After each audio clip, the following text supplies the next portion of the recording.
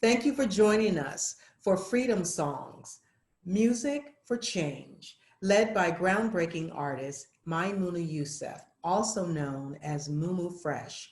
She is a singer, songwriter, MC, educator, activist, and acclaimed hip hop artist who has been called a quadruple threat by Black Thought of the Roots and groundbreaking by Oscar winning artist Common.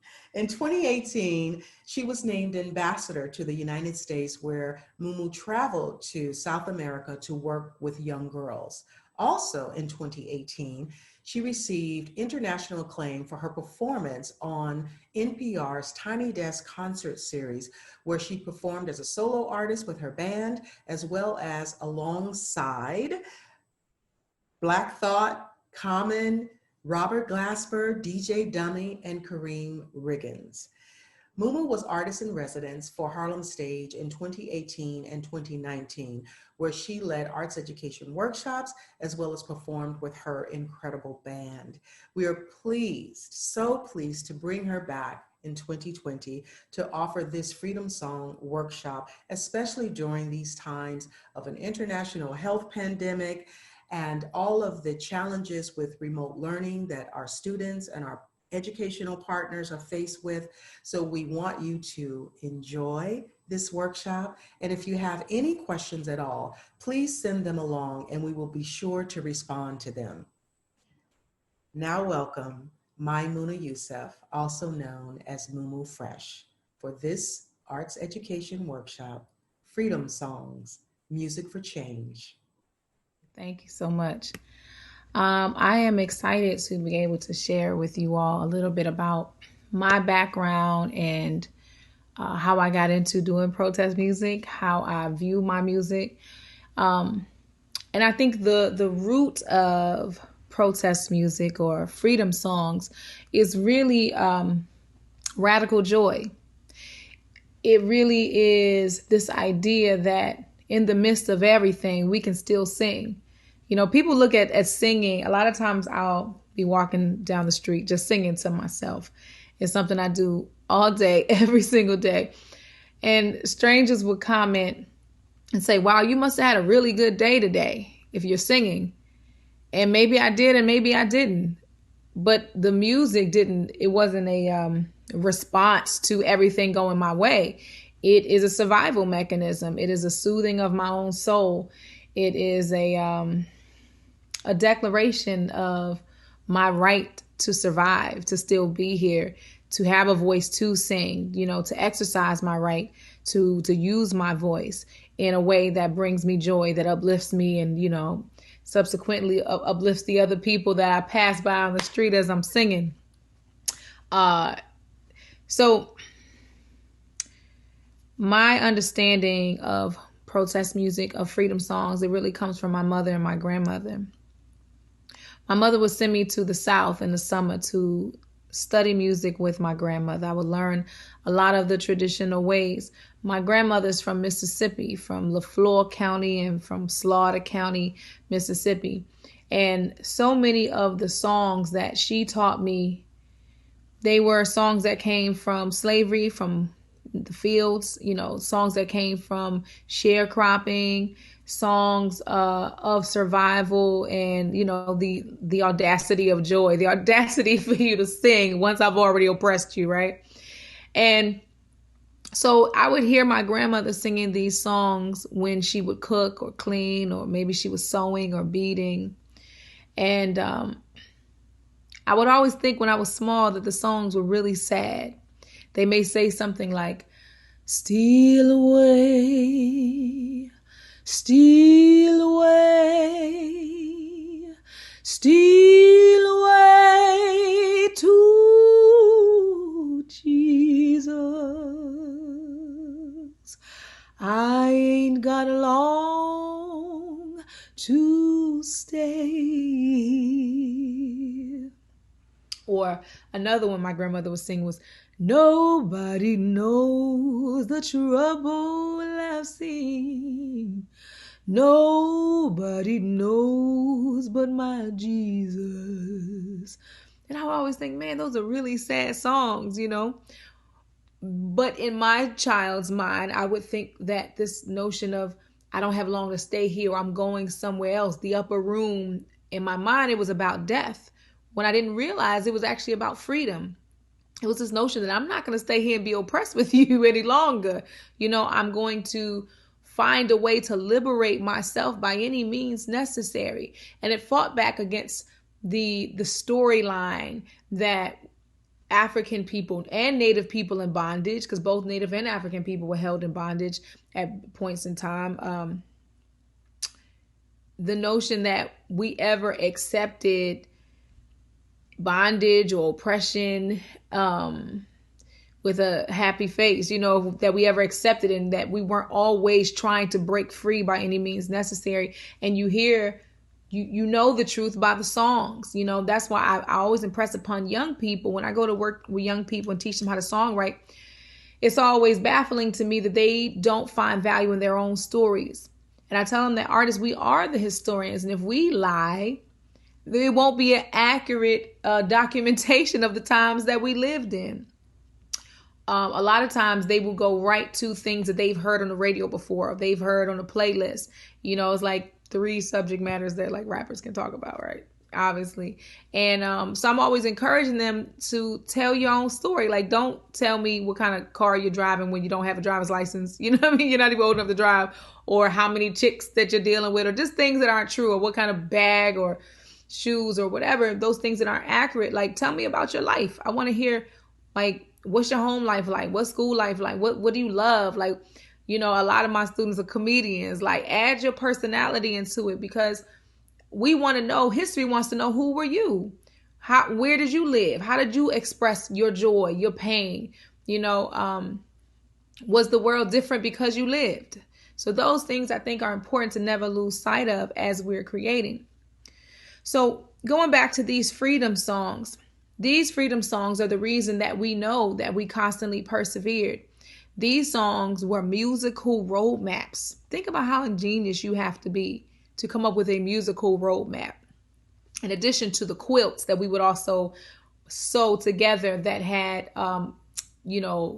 landmarks in places like that. They had instructions on how to get to Pennsylvania, or how to get to New York, or how to get to Canada eventually, which is what we call the promised land. So a lot of the songs that we sang were about escaping to the north. I love this one song called Run Mary Run, I Say. You got a right to the tree of life. Again, it speaks to this notion that no matter what they're telling you about your lack of humanity, you have a right, you have a God-given right to the tree of life. Run, Mary, run, I say. Run, Mary, run, I say. Run on, Mary, run, I say. You got a right to the tree of life. Hey, you got a right to the tree of life. And you will see people get into circles. They call them ring shouts. And they stomp their feet back and forth. So they took the drum away from us. But we just slap our legs and stomp our feet and still create the syncopated rhythm that took us into a trance-like state and connected us with God. So we would sit in, stomp in a circle. And when we were preparing to leave, you would hear there were certain songs that were used to rev up the encouragement, right? Because you knew you were going to have a long journey and the chances of you being caught and murdered were high. So that takes a lot of courage to be able to know what the odds are and still be able to do it anyway. And you're talking about sometimes people may travel from Georgia to Canada, I mean, today you can't get people to walk across town, let alone, hundreds or thousands of miles. So they had to get themselves in a certain trance state. Run, Mary, run, I say. Run, Mary, run, I say. Run on, Mary, run, I say. You got a right to the tree of life. You got a right to the tree of life. Oh, Lord, I got a right, Lord. I got a right, Lord. I got a right to the tree of life. Done told you. I got a right, done told you. I got a right, done told you. I got a right to the tree of life. Those songs would get us in a state where we was ready to roll out. Now, if something went wrong and somebody snitched or somebody dropped the ball, or maybe just something didn't come through, right? Because you had to wait for a conductor, someone who was coming to lead you. So maybe something happened, the conductor got caught, or something happened where the conductor didn't show up, of the conductor of the Underground Railroad. And then you might hear a song like, I couldn't hear nobody pray. I couldn't hear nobody pray. Way down yonder by myself, Lord. I couldn't hear nobody pray in the morning. Couldn't hear nobody pray. Couldn't hear nobody pray. Way down yonder by myself, Lord. I couldn't hear nobody pray.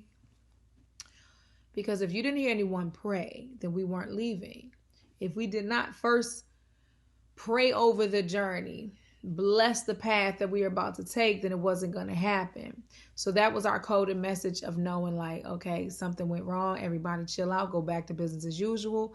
You know, we'll get this sorted out and we'll try again next weekend. Because normally Saturday was the day to run. And during the fall months, getting closer to the winter, because the nights will be longer.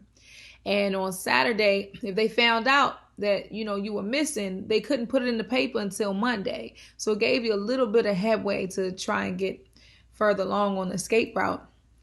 Another really, really important song was Follow the Drinking Gourd.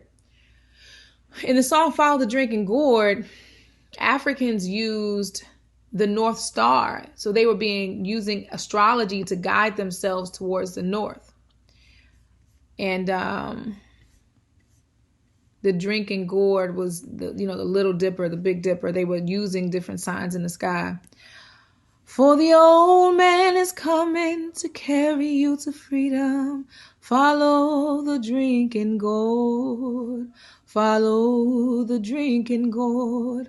Follow the drinking gourd. For the old man is coming to carry you to freedom. Follow the drinking gourd. They would also look at the moss on the trees to know if they were getting closer to the right direction. And the words would go, when the sun comes back and the first quail calls, follow the drinking gourd. For the old man is awaiting to carry you to freedom, follow the drinking gourd. Well, the riverbank makes a mighty good road. Dead trees will show you the way.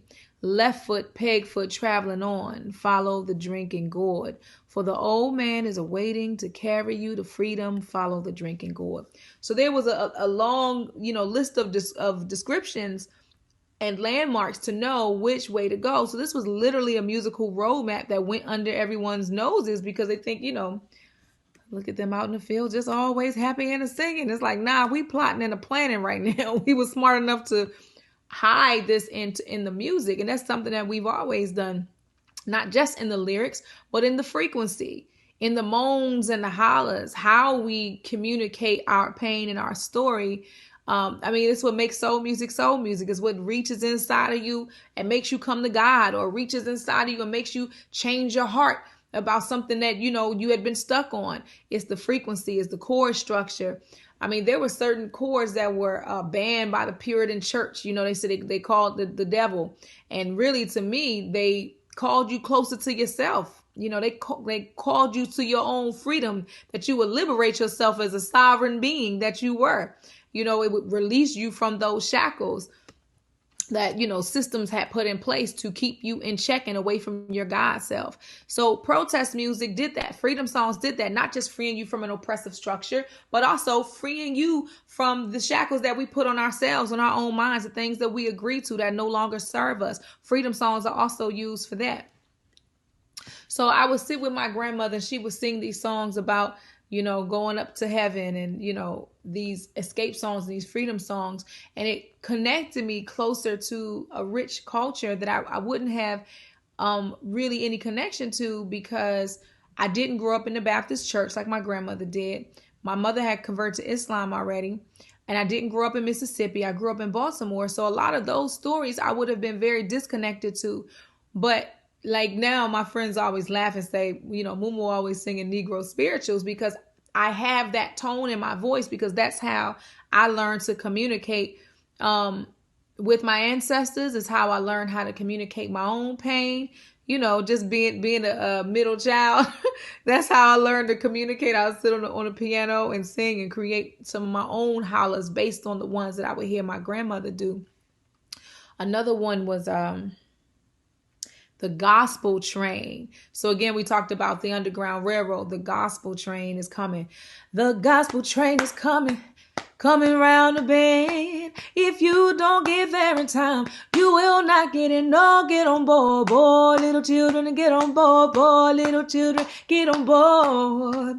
Said there's room for plenty of more. Get on board, little children, get on board, boy, little children, get on board, boy, little children. There's room for plenty of more. That gospel train is coming, coming around the bend. If you don't get there in time, you will not get in. Right? So they telling you, look, the gospel train is coming. Don't tarry. Don't, take a long time. Grab whatever you want to grab. Come get on this train. So those types of songs, I used to always hear them. I didn't exactly know what they meant when I was small, but then I realized like these are those coded messages. So I adapted that same sort of code when I started writing my own songs. I wanted to connect my generation to the rich past that we no longer have knowledge of. For people who didn't grow up in one of those old school Baptist churches, or who didn't have parents that were historians that were tying them back to that rich oral tradition of the griot. How would we then connect back to our ancestral roots?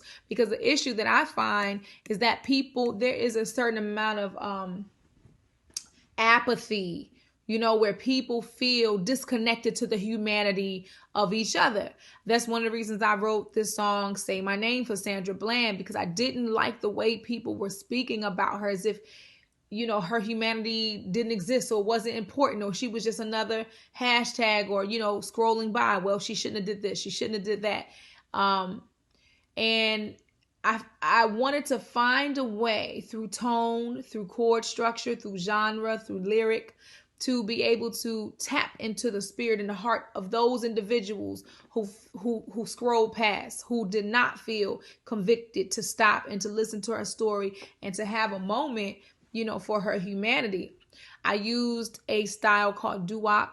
Doo-wop is traditionally a communal style of music. It's a style of music that does pay homage to ancestors. You'll always see the doo-wop circles pouring out a little liquor for somebody that passed on. So I thought that was a good way to bring it in. And it's also very emotional. Doo-wop circles are emotional. I remember seeing my uncles, sing doo-wop together in Chicago. And it was always so incredible and so emotional. And then I wanted to bring it back to my own generation. And so I flipped it after the doo-wop section. I added some hip hop to it. Because what I love about hip hop, the oral tradition of hip hop, one, you got a longer period of time to be able to add more bars and tell more stories. But traditionally, hip hop is a storytelling style of music, and it is the official protest music of the world. Everywhere I've ever been to in the world, the youth were using hip hop to express their frustrations with the system, with their lifestyles, with just whatever they were going through. And it was important for me also to use top 40 structure, right? So you have your chorus and your verse and your bridge or different things like that. Those kinds of structures that we know work. People have become familiar with those kinds of structures. And it gives people something that's familiar and then something that's unfamiliar. But the familiar whets your palate enough that you're willing to receive the thing that's unfamiliar. So I'll just sing a little bit of the song I wrote for Sandra Bland, which is my own version of protest music to implore, to solicit more empathy out of our desensitized environment. If I should die,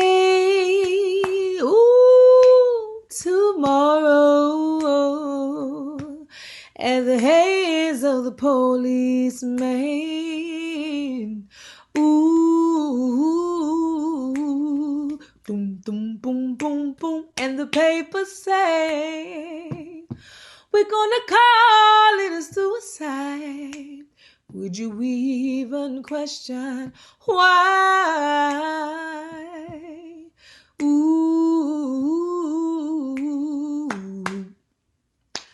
would you shake your head say this ain't right, or do your best to forget about me. Please, please, please don't forget about me. Oh, say my name, say my name, say my name, say my name, my name. Don't forget my name. So anyway, that's just a little bit of a piece of it, but it starts with that boom, boom, boom, boom, day, boom, boom, day, day. Right? You can imagine those like old school barbershop quartet people. They singing in a circle, and everybody adding their own part to it and creating this polyrhythm that reconnects us. You know what I'm saying? Each person has a part that fits together, and it reminds us of what community is. That we are intertwined, that we need each other, that we don't function well without each other. So you said, if you did not grow up in a Black church, where are some resources that you can learn? Are there any resources and links? I can share some links, but this right here is a book I enjoy, Singing for Freedom. Story of the Civil Rights Movement through song. These are some of the songs. They don't go back to like slavery songs or field hollers. I could find some resources for you as well for those. But a lot of these songs are passed down like through oral tradition. And I mean, I think that's a really important part of being able to spend time with your elders, is that there are certain stories that history may get wrong, but the elders in your family, they'll remember what the real story about those situations were. Rest in peace, John Lewis. I remember watching him speak about, he was part of the Freedom Riders, and talk about the music that they used during the Civil Rights Movement and how it fired them up. It created solidarity between them. He said, without singing, we would have lost a sense of unity and solidarity. It gave us hope during a time of hopelessness. So John Lewis would speak about the important role that music played in the Civil Rights Movement and giving people the strength to be able to push past physical violence, fatigue, and just hopelessness. And the music played a really important part. So the music wasn't just frivolous, we're singing to have fun, but it really is like we're singing for our lives. We're singing for our survival. And even when they were in the prison cells, they would keep singing the song so that you could know where your people were, what cell they was in, and have a sense of connectivity between everybody. And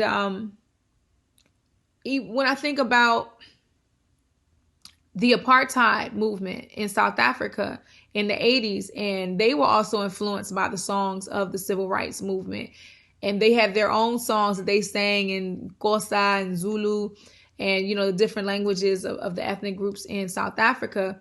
And the prison guards, in the documentaries I've watched about apartheid in South Africa, the prison guards would say that they were haunted by the songs, that the songs were the scariest part of the uprising, is that these songs had so much power in them. They were so ancient and ancestral, and even though the people may not have had any weapons, but they just had this song that it sometimes would have the guards just stand still in their place, like shaking.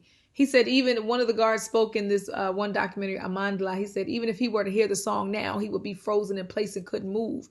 That's how powerful the resonant frequency of these songs were, and how powerful the spirit of the people to sacrifice everything to be free at all costs, whatever that was. And that's something you can't crush. That human spirit that gets to a point where nothing else matters but victory. Or it's hard to oppress that kind of person who really has that level of conviction, and the music adds to that, the sound, the tremor, the frequency, the harmonies, the lyrics. And then when many voices come together, create something powerful that's, similar to links in a chain, So part of that top 40 structure I try to utilize, because when I think about, there was a time period, I feel like in the 90s, where a lot of hip hop artists protest music was commercial. And I don't know what happened, but there was a point where it was like no longer allowed to be on the radio. And you saw the culture shift. You saw the morality shift. You saw the interests of people, be less about community and less about self-autonomy and freedom and justice and equality, and shift to more materialism, less community, and less family, And so I absolutely know that the morality of the people is tied into the quality of the music and the honesty of the music. Because it's not that there was not many different lifestyles. It just was no longer a depiction, a honest depiction of the variety of lifestyles and options available for young people. And so that's really important. So I use the top 40 structure of, an 8-bar chorus or 16-bar verse. Normally during the chorus, that's where your main idea is, say my name, say my name, say my name. It's just 3 words, but it covers it. Say my name. Like, that's it, right? And then the verses describe more of what we're speaking about. The verses go into detail. It explains the why, the who, the what, and then it goes back to the chorus that has our centralized idea. I try to sit within myself and say to myself, how do I want my listener to feel? What emotions do I want to invoke inside of them? What sentiment, do I want them to leave with? What do I want them to sit inside of? The feeling I want them to sit inside of. What do I want to move them? What action do I want to move them to take when this is over? I think about all of those things and I tie them into my why. I tie them into my chorus. And so I go verse, chorus, and maybe like a bridge or a rap verse. I'll bring it back in. But I try to use some of the same structures of some of the frivolous music that we hear that is very hypnotic, and try to tie in, well, how do we make this hypnotic? A lot of the older songs from slavery and, during the blues era, post-slavery Reconstruction era, was based on hymns. They were things that just repeated over and over again. It wasn't too many words. They just wanted to drive the point home of, what they were saying. Oh, freedom. Oh, freedom.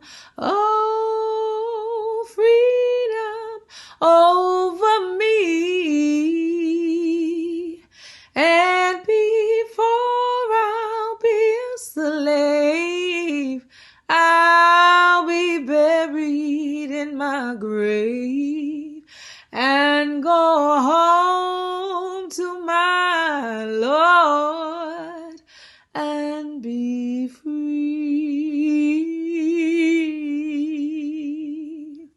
That's one of the first songs I ever performed when I was 4 years old.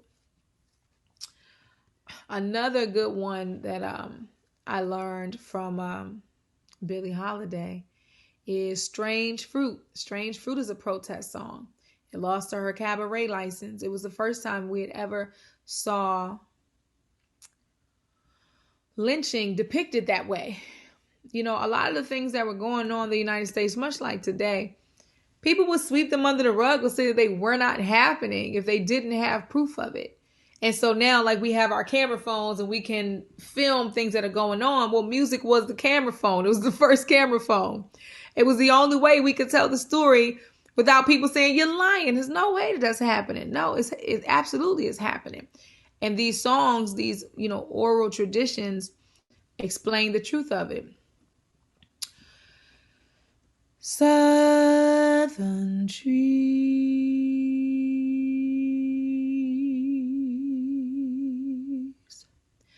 bear a strange fruit,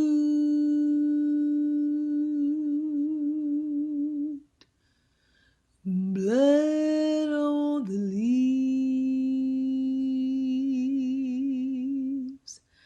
and blood at the root, black body swinging in the southern breeze,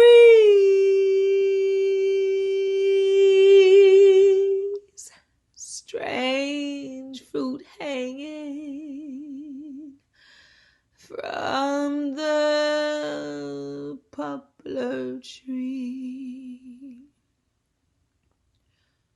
pastoral scenes of the gallant South, bulging eyes and the twisted mouth, scent of magnolia, sweet and fresh. Then the sudden smell of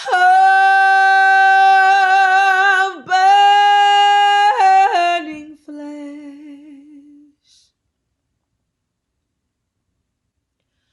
Here is a fruit for the crows to pluck, for the rain to gather, for the wind to suck, for the sun to rot, for the tree to drop.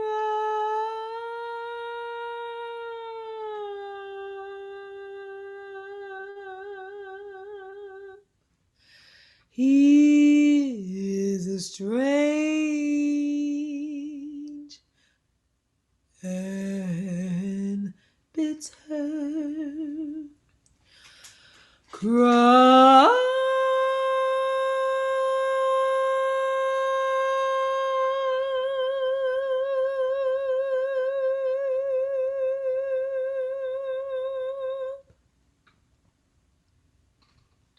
It was the first time we had ever heard lynching described so poetically, visually, realistically, in a way that you just couldn't pull your attention away from. You couldn't unsee it. You couldn't unsee it in the lyrics. That was a freedom song. It was a protest song. The first protest song against lynching. And as an artist, you know, she took a stand and she took a risk by performing that song publicly. And, you know, consequently, it was banned from the radio, you know, and it was, you know, she ended up losing her cabaret license. A lot of people feel like she was targeted after that point for singing that song. So artists who do protest music take a big risk. And it lets you know just how powerful. It's just a song, right? It's just a song. Why would it cause so many problems if music was not as powerful as we know it to be? There's a really important group in protest music that everyone should know, and they are called Sweet Honey and the Rock. My mother was good friends with one of the members. She was actually one of my high school teachers, and so I would go to rehearsal with her a lot. And, you know, they built their whole career on singing protest songs, songs from slavery, songs from post-slavery Reconstruction, all the way to civil rights. And one song in particular that I really like is We Who Believe in Freedom. We who believe in freedom cannot rest. Oh,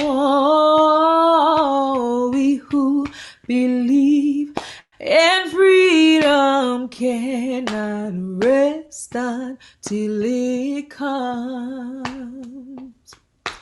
Until the killing of black men, black mother, son, is as important as the killing of white men, white mother, son.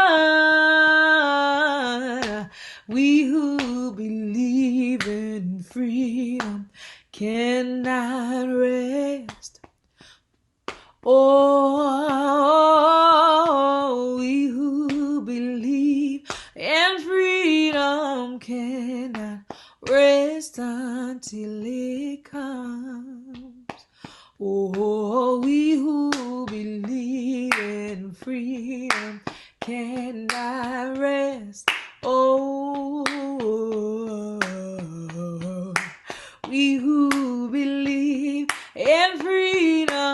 cannot rest until it comes. That's we who believe in freedom. So make sure you can check out all of those things. All those songs are available. I'm sure you can see them on YouTube. Sweet Honey in the Rock has plenty of albums, and they really help to keep the oral tradition of freedom songs alive. Now, it doesn't have to be a song from slavery or from the civil rights movement to be a protest song. It can be your own version of protest. And it also doesn't even have to be a song about necessarily something you don't like, because I also love the idea of being the solution in your song. So we don't always have to detail what's wrong. We can be what's right. We can tell the story of what's right, how things should be. There's also a lot of affirmative power in speaking the truth that you want to see into the now. It's a concept that I recently learned this phrase of refuturing.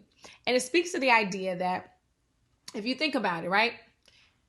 Our future, if you look at entertainment, music, film, TV, our future is like already like charted out for us, and it doesn't look good, right? Any movie that you would ever watch about the future, what is it? Grim, it's dark, people are hungry, they're cold, right? They have a lack of resources. And I do think that there is something dangerous about us all putting our powerful mental energy that we use to manifest reality into a future that we don't want to see, right? So it's one thing to talk about the times. We are the documentarians of the times, but we also are the creators of the future. As creatives, we are creators. And so we do have a power, and I would even say the responsibility to use our creative power responsibly and create the things that we want to see in the future. So if we want to see a more just world, yes, we speak about what's not just about it, but we also can create what should be just about it by creating new songs, new freedom songs about what does freedom look like, right? Because what it doesn't look like creates a contrast so that we know what it could look like. We know what it doesn't look like. But because we know that, so we can use that information and treat the reality of that as contrast, as opposed to living in it, create contrast to decide, well, what would a more just world look like? What would that feel like inside my body to not be afraid when my son goes out to play? What would it feel like to not have fear when a police car pulls up behind me for any reason? What would it feel like to really have genuine love for my neighbor, like someone I don't even know, but they feel connected to me because I'm human? What would it feel like to be able to take pride in who you are and other people not be offended that you don't hate yourself? What would it feel like, to just have a just society where you can be fairly compensated for the good work that you put forth, right? What would it feel like to have balanced relationships in our family, our interpersonal relationships, our business relationships? What would it look like to show up whole to your community and be able to be a contributing member of your community because you've done the personal work? You have dealt with the shadow selves. You fought off your demons. You have dealt with your triggers and your trauma and your brokenness enough to show up whole in every situation that you're in, because all you can control is your half of any situation. You can't control their half. So the work is here. It can't be there because you can't control that. All you can control is you. So what would it look like to spend enough time with self that you heal those broken parts? And if the next person did the same thing and y'all both showed up to every relationship and every situation, interaction as whole people because you're doing the work actively, what would that world look like? And to me, that is also a privilege and an honor that we have as creatives, is to create something that maybe no one's seen, or maybe they haven't seen it for 100 years or 1,000 years. We can still create that because it does exist. If we can think it, we can create it. So I urge all of my creatives out there to let your freedom song ring out. Let your freedom song also be something that maybe you haven't seen it yet, but something that you want to create and bring into reality. Let it be, your audacious joy, your radical joy, that is also your protest. That is your freedom. What does that look like to create music that's free from, the prison of marketing? I have to make a song that people will like for these reasons, or a song that will fit into these markets. I have to make a song for the club. I got to make a song for whoever. Make the song for your soul. Make the song for your future generations of your kids. Make the song that you will want them to be the soundtrack to their new reality, their new world that you want them to live into. A world where, there's enough for everybody, right? There's no lack. There is more than enough. Let's create that world. Let that be our freedom song. 'Tis thee, old ship of Zion. 'Tis the old ship of Zion. 'Tis the old ship of Zion. Get on board. Get on board. I'm sorry, I just thought about, there's a song that Nina Simone did called "There's a New World Coming." That's a great example of refuturing. And it says, there's a new world that's coming, and it's just around the bend. There's a new world that's dawning. This one is coming to an end, and it's growing stronger with each day that passes by. Yeah, yeah, yeah.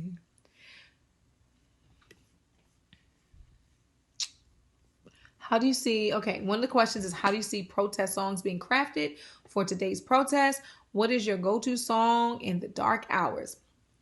So I hear a lot of artists, I think for a lot of artists right now, I think we're trying to process everything that's going on, to figure out how we feel about it first, because that's important as an artist, to do the work, to process it, to know, how you feel. It's important to know how you feel. And what's your position? A lot of times doing this work can be very draining. And how do you continue to do work that's draining, except that you must pour into yourself so that you can have, full cup to pour from. You can pour from your overflow when your cup is full. And to me, filling up the cup is about, for me, it's spiritual. It's about doing spiritual work, spiritual practice.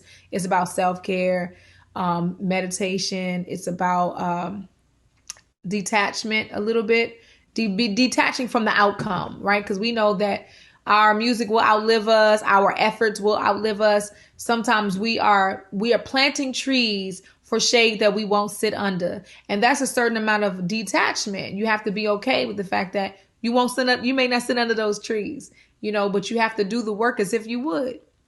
And so I think the songs that are being crafted right now, my advice for you to just be as honest as possible. Don't be contrived.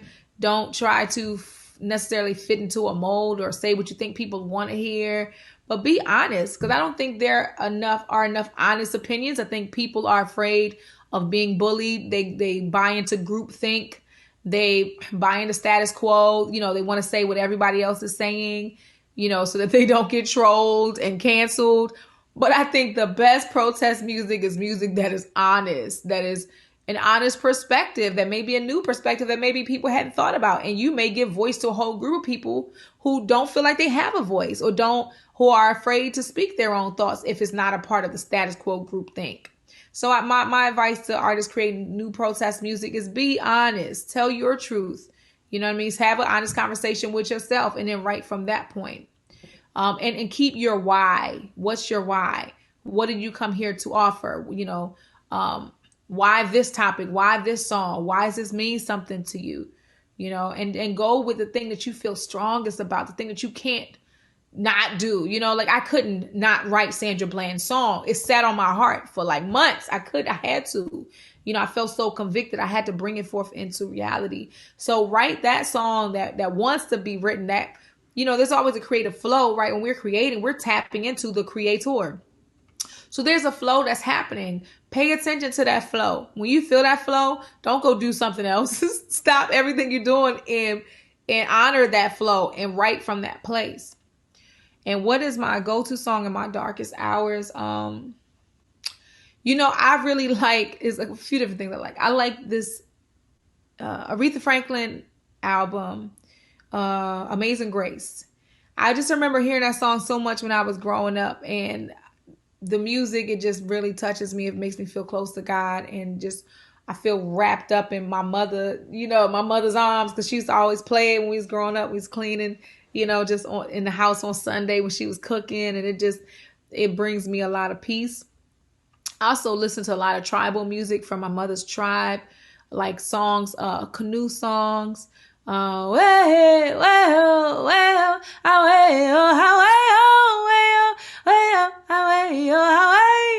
I listen to all those kinds of songs. Those are things from my childhood that make me feel very comforted. So I go back and I burn sage, like in Florida water. I put Florida water and any kind of smells that remind me of a very warm, safe period, and those sounds from that period. I play those things together. I play affirmations, healing frequency music, different resonant frequencies that are healing. Who would you have loved to compose protest music with that is no longer with us? That's a good question. I would love, man, so many. Bob Marley is one. Marvin Gaye is one. Bill Withers. Gil Scott-Heron. Who? It's funny, my dad used to be friends with Gil Scott-Heron. He actually knew him, but we never ended up, I was too young. I never met him. But who else? Oh man, Nina Simone. Everybody knows about Mississippi, goddamn. I would have loved to have made music with Nina Simone.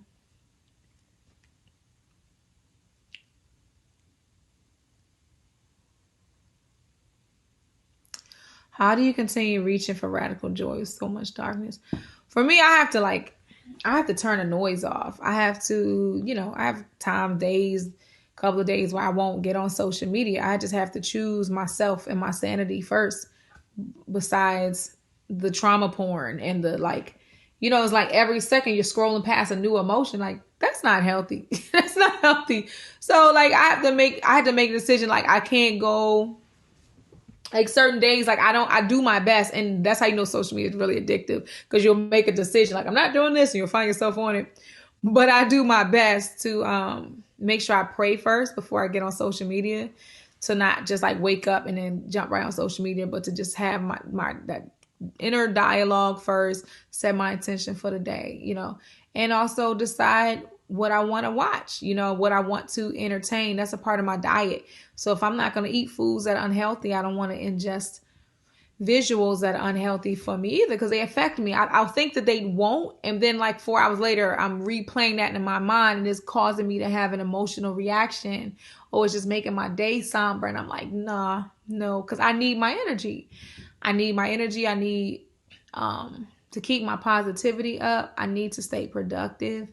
And while some of those things are important, right, and they do impact us in a strong way, and they help to create music, but I'm also really cautious about what I allow, how I allow it, when I allow it, and that helps me to manage my own emotional state and not be, yanked around emotionally, by what I'm absorbing. Like, that's really important. Okay. There's a closing song. Okay. This one's one I like. This is one of my mother's songs. I don't know. I don't think my mother wrote this song, but I just know it from my mother. So This song is called Spirit of the Wind. And I consider it a freedom song because it's about personal evolution and freedom. So I'll write it in the chat.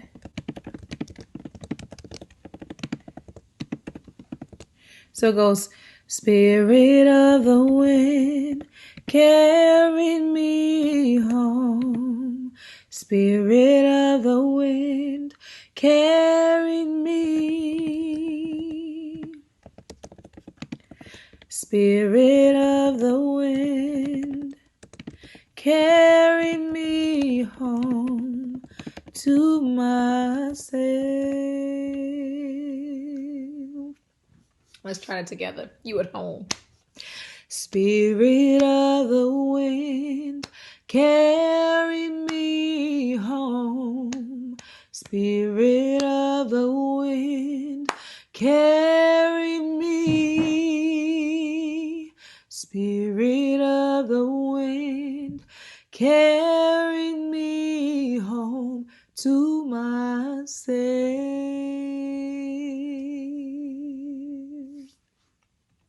Then we say, Spirit of the ocean, mother my emotion.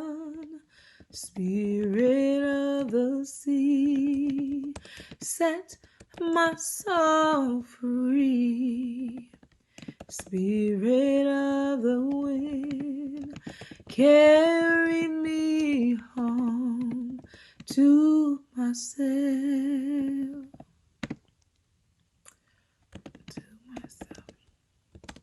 Okay, you want to try that? Okay, from the top. Spirit of the wind, carry me home. Spirit of the wind, carry me.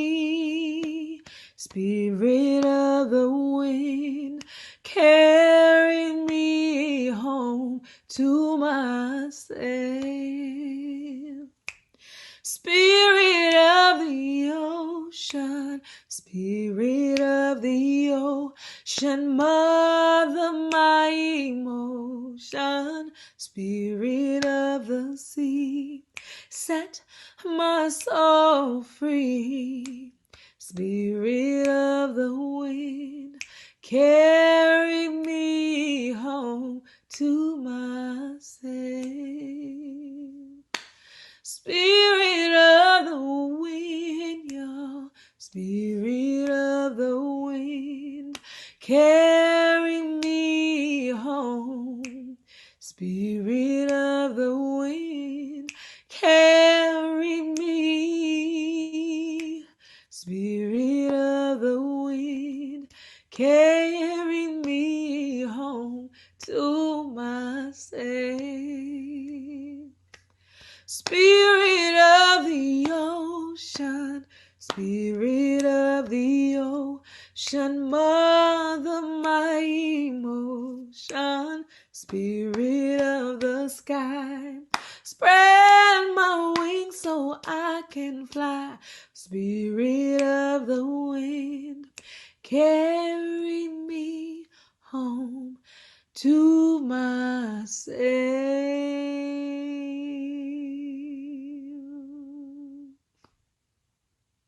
Yeah, Cookie. Thank you.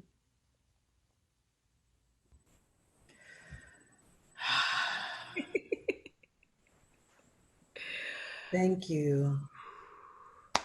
Thank you for having me. I'm thinking of grandmother who walks on water, your Yes. mom, and that breath, and Mhm. how she begins every set, and how she talks about the breath and the heart. Um, so one question, someone asked if you could share if any resonance with those lyrics, any meaning or resonance that you can share with With the anyone. spirit of the wind. Yes. To me, it really is about centering, going within, finding the freedom inside of yourself. Because everything we want outside also resides within. Like every relationship is really a reflection of the relationship you have with yourself first. And so the spirit of the wind is like the releasing, right? The releasing the need to control, right? Because imagine the wind carrying you away. There'd be nothing that you could do about it, but embrace the vulnerability of the moment that I'm trusting God with all that I am, you know, and I am becoming one with nature, becoming one with the ocean, with the wind, with the sea, with the sky. Native people, we honor God by honoring all of creation. So we don't look at ourselves above a tree or above the rocks or above, like we're brothers and sisters in this. And they really know more than we do about being in union with God. They follow their divine purpose. They don't have the same free will. So we have free will, but in our free will, we also have the ability to lose ourselves. So this song reminds us to come back to the earth, come back to all of the creation that great spirit has created for us to ground ourselves with. When we are in nature, we're grounded. We're in the water, that spirit of the water. That's, it gives life, and it can take life. It's beautiful and strong and soft and moist, and it's loving, and it also can drag you out and take you up out of here, drag you out to the middle of the ocean, right? It's powerful, but it's also gentle and cooling. And so it reminds us the duality of all things, and the reverence, you know what I'm saying? Not being so in our ego that we don't remember to revere and the power of Mother Nature and the power of God. I love your amplifying the interconnectedness that is in nature, and that we have the opportunity to step into that in a more Absolutely. intentional way. We need each other, we need to be in community.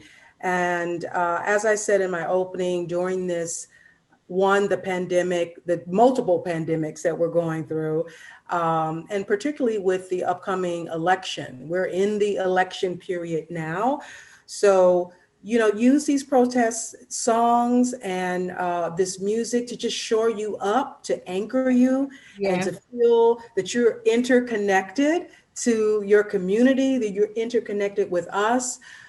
If Harlem Stage was open, Mumu would be doing this Yes, workshop I in would. the gatehouse, but we're not open.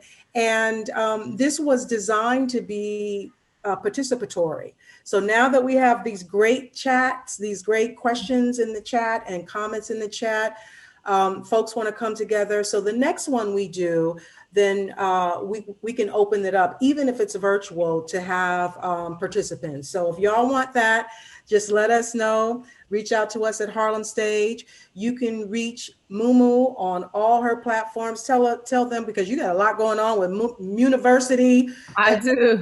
all kinds of stuff. So where can they reach you and stay in touch? IG is just Mumu Fresh and Mooniversity Studies. Universities. So university with an M, University Right. Studies. University Studies. Yeah, mooniversitystudies.com is the website for all the classes that I teach. And yeah, I always have stuff going. I keep saying I'm like, oh, I'm not doing anything this week, and then here I go with 1,700 different things going Right. on. Well, we are happy. We're pleased that you took some time out for us. And I love the quote, if you can think it, you can create it. So let us all tap into our imagination. I think it also was Lucille Clifton who also had a quote similar to that. What if you can see it, then it can manifest, so Yeah, let us be manifestors. Thank you so yeah. much, Be Maimouna. intentional about it. Yeah. Thank you for joining us. I hope you enjoyed this arts education workshop, Freedom Songs, Music for Change, led by the incredible Maimouna Youssef, also known as Mumu Fresh. If you have any questions or comments, please send them along to programming@harlemstage.org. We look forward to seeing you again soon. I'm Monique Martin, Director of Programming, and on behalf of Harlem Stage and our entire staff and board and supporters, we want to say thank you, thank you, thank you, and we'll see you again soon.